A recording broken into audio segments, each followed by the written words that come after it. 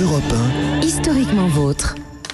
C'est le mets préféré de François de Rugy. S'il nous écoute, on l'embrasse. Le homard. Non, il est allergique, au contraire. Non, c'est vrai, il avait dit qu'il il avait dit qu'il pouvait pas. Pour ses invités. Oui. Le homard était très peu cher à une époque, Olivier Pouls. Vous allez nous raconter cette folle histoire. Alors vraiment pas de bol pour François, parce que si quelques dizaines d'années plus tôt il avait mangé son homard, que ça c'était su comme ça s'est su, il n'aurait strictement eu aucun problème. On l'aurait peut-être même plaint.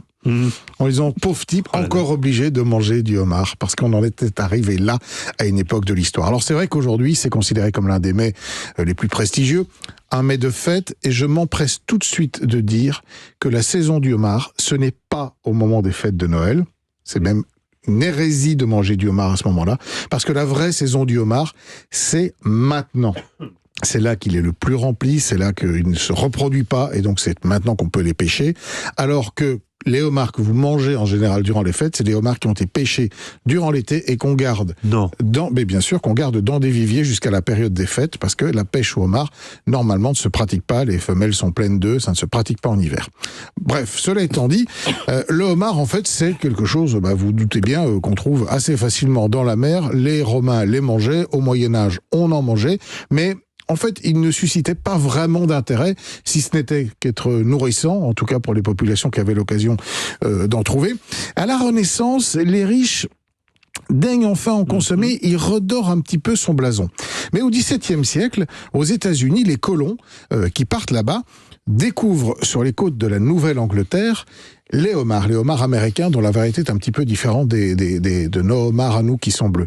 Les homards, ils pullulent littéralement. Il y en a le matin, des palanquets sur toutes les plages, on ne sait plus quoi en faire. Ramasser, quoi. On se baisse pour les ramasser. Alors les Indiens éventuellement acceptent de s'en nourrir, mais ils les utilisent le plus souvent comme engrais, ou ils les utilisent comme appât pour essayer de pêcher des poissons que eux trouvent meilleurs.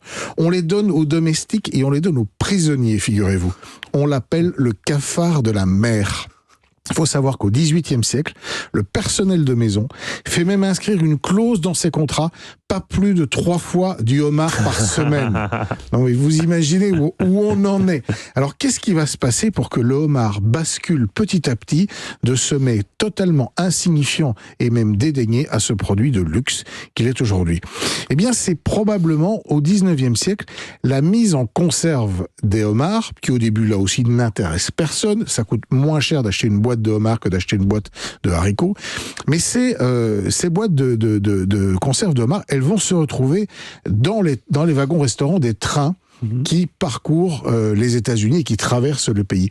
Et donc ils vont toucher une autre population qui, elle, finalement, est une population des grandes villes, qui habite New York, loin des côtes, et qui va découvrir les joies du homard, qui va l'aimer, qui va en faire la promotion, et ce mets va petit à petit devenir un mets de statut qui vaut un petit peu d'argent, parce que parallèlement, qu'est-ce qui se passe?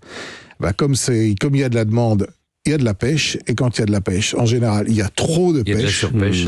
Et le homard qui pullulait littéralement, il va se raréfier. On va en trouver de moins en moins. Et puis, ce qui est rare devient forcément cher. Ce qui est cher intéresse les gens qui ont de l'argent. Et le homard va gagner ainsi son statut de produit de luxe.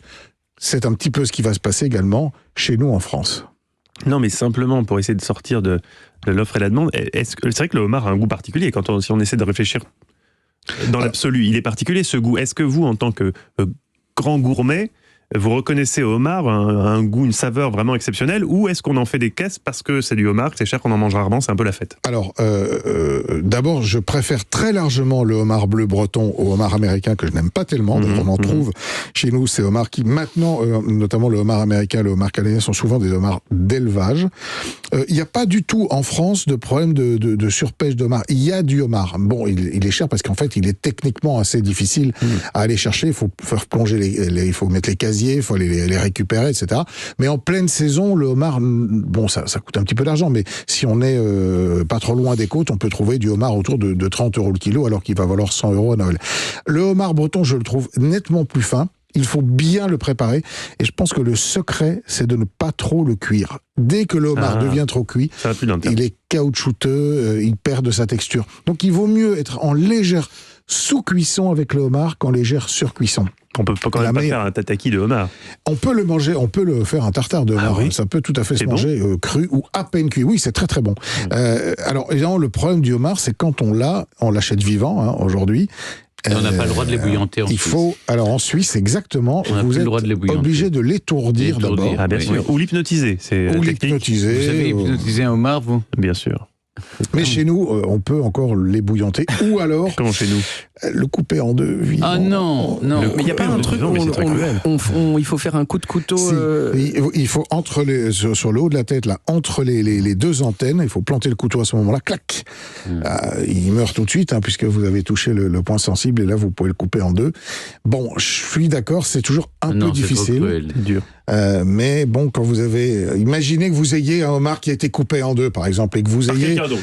un petit peu Le poissonnier, de, il fait ça. un petit, vous Ben pouvez oui. vous le faire, bien Oui, sûr. oui. Que vous ayez un petit peu de beurre fondu dans lequel vous allez gratter une petite gousse de vanille. Et ça, c'est un Une gousse de petit vanille. clin d'œil à Alain Sanderin, c'est un très grand chef qui avait cette fameuse recette du homard à la vanille, un Oh plat là là absolument là là, ça a l'air merveilleux. magnifique ça. Et donc vous allez verser votre beurre fondu juste sur la chair du homard et vous la passez juste 3 minutes sous le grill du four pour à peine le cuire.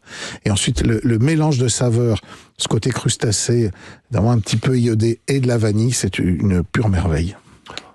Eh bien, vous nous le préparerez à la Sandrin, avec, c'est un plaisir. homard. Et c'est Stéphane qui le coupera. Oui, et c'est Stéphane surtout qui l'achètera. Merci beaucoup. Merci Olivier. On retrouve toutes vos recettes sur le site europe1.fr.